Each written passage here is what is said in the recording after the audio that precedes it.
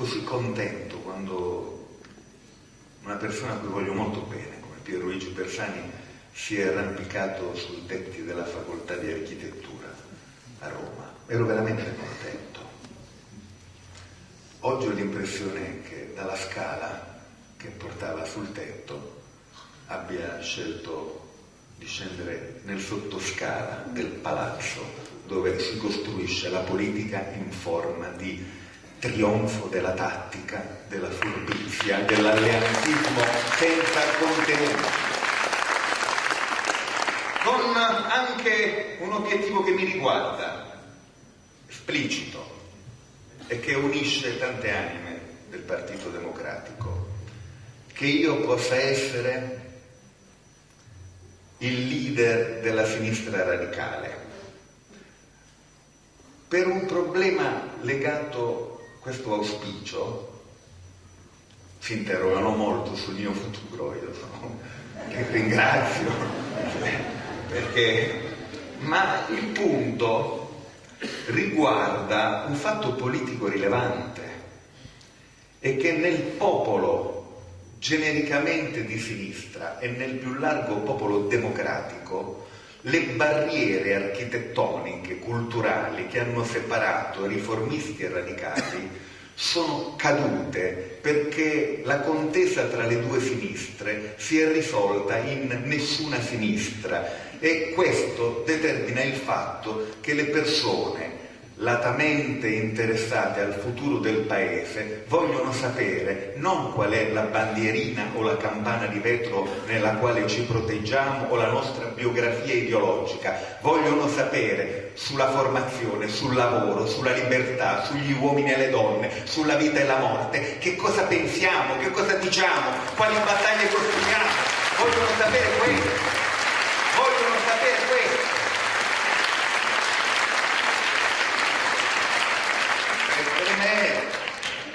Per me la possibilità di rimescolare le carte e l'insoddisfazione nei confronti della sinistra delle etichette è molto forte. Io sono uno che pensa che la parola sinistra da sola non sia sufficiente per alludere alle culture e ai percorsi necessari per il cambiamento. Ho voluto, mi sono battuto perché un nuovo soggetto politico a cui abbiamo dato vita avesse 3 nomi: sinistra, ecologia e libertà. 3 nomi, non uno. Dice, ma com'è? La parola sinistra non era esaustiva di tutto? No, dobbiamo essere sinceri, cari compagni e cari compagni, dobbiamo dirci la verità. Ecologia non è una nozione che possa essere con tranquillità oggi retrospettivamente essere sussunta dalla parola sinistra, perché a sinistra ci sono stati tante incomprensioni, tanti equivoci e tanti ritardi nella comprensione del fatto che la contraddizione ambientale è fondativa oggi dei dilemmi dell'umanità, e che se non si assume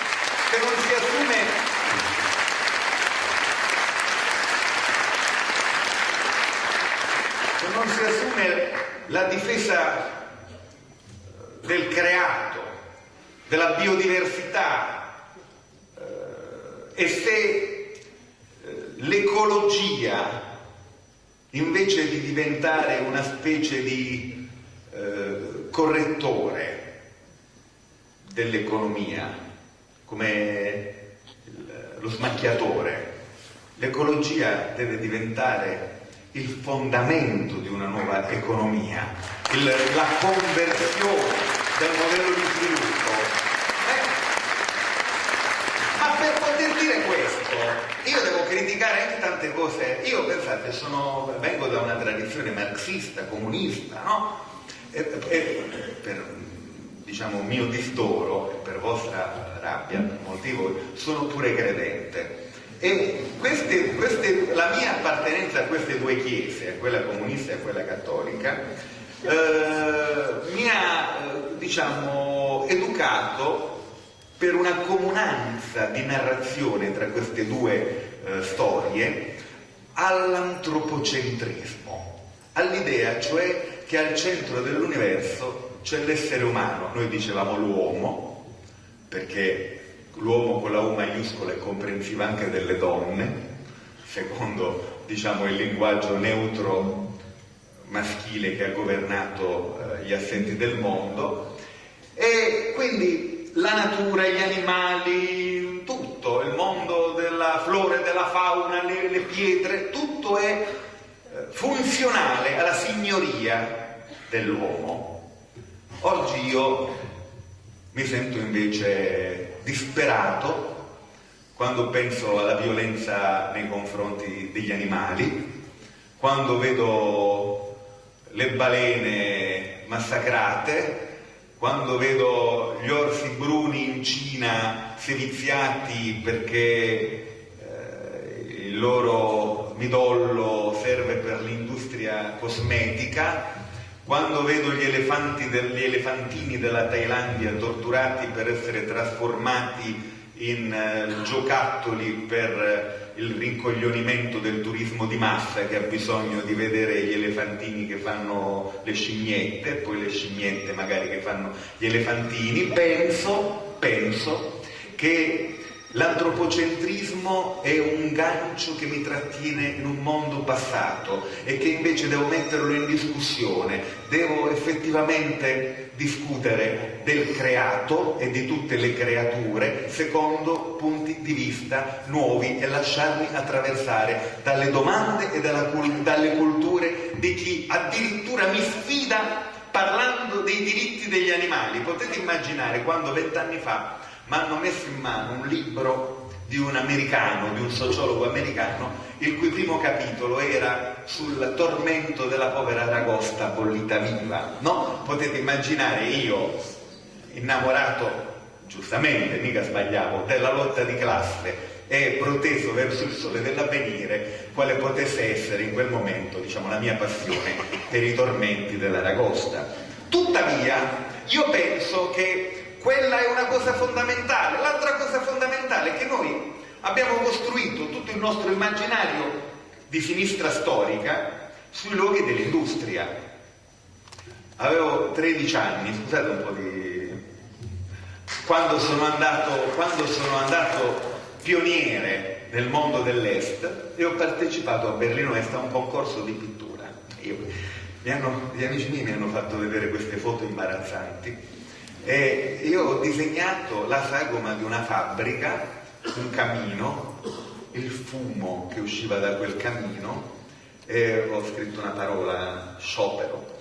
E il camino era per me l'icona del progresso e il fumo era... Che ne sapevo io delle diossine, dei furani, delle polveri sottili, no? Ma c'è voluta una straordinaria battaglia che è stata anche di una parte del sindacato, di una parte del movimento operaio, come si è visto per esempio a Porto Marghera.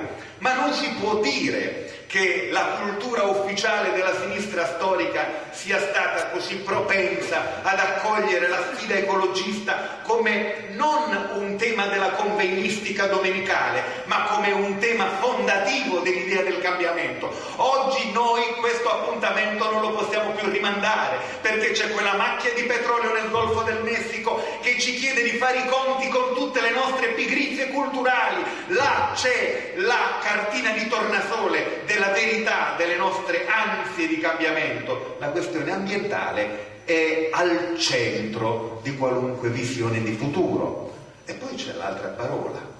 La parola sinistra contiene la parola libertà. No, è un rapporto contraddittorio.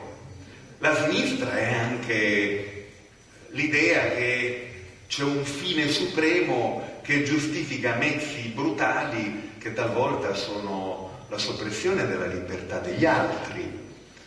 E noi siamo giunti così impreparati al tema della libertà, perché lo abbiamo reso un santino, una oleografia, un racconto retorico, che Berlusconi si è completamente impossessato della nozione, l'ha resa come un efficace prodotto pubblicitario e la libertà va in onda nei suoi spot.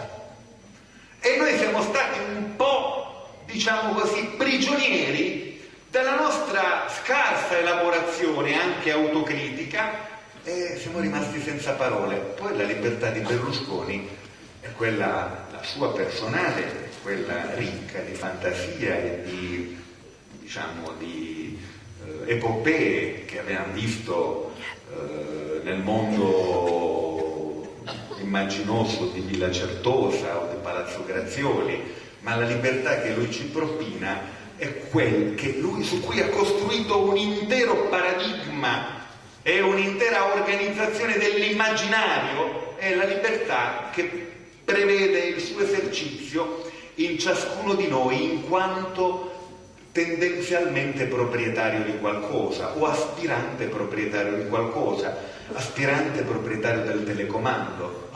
E c'è una libertà più ricca di quella di avere 1000 canali televisivi da poter scegliere, a prescindere dal fatto, diciamo, che poi sono 2 i canali televisivi, Murdoch o Berlusconi sostanzialmente, poi c'è qualche rara variante per i palati fini, però le minoranze, diciamo così, hanno bisogno di qualche contentino televisivo. Oppure la libertà della infinita proliferazione in forma di merce di qualunque risposta a qualunque tuo bisogno. Tu stai angosciato, ci sarà un farmaco contro l'angoscia. Tu stai agitato e c'è un farmaco perché tu sei troppo agitato. La libertà è nel possedimento tendenzialmente infinito di merci che ti danno la sensazione, nello sceglierle, di essere infinitamente libero. Noi non possiamo su questo pensare di essere eredi di una bella storia. Ci sono storie meravigliose, miliardi di esseri umani hanno combattuto chiamandosi comunisti, socialisti, non dandosi nome, per la libertà nel corso di tutto un secolo, vorrei dire nel corso dei millenni. Tuttavia, a sinistra c'è da fare i conti con una storia che non può essere, diciamo, considerata marginale. Io parlo di me, no? Noi comunisti avevamo un'abitudine straordinaria, quella di sceglierci i poster. No, mica ti mettevi il poster di Pol Pot, mica ti mettevi il poster di Enver Hoxha o di Ceausescu. Sceglievi i poster di quelli presentabili, Rosa Luxemburg, Ernesto Che Guevara, Enrico Berlinguer, eccetera, no? E la selezione del poster era la resa dei conti un po' sbrigativa con una storia. E siccome quella storia aveva anche prodotto genocidio, gulag e una sorta di pedagogia autoritaria che prevedeva che la libertà individuale fosse un prodotto borghese, scusate, io penso che noi dobbiamo riflettere molto sulla libertà come proposta di cambiamento, a partire dal dato numero 1. La libertà è sessuata, è fatta di uomini e di donne. Non esiste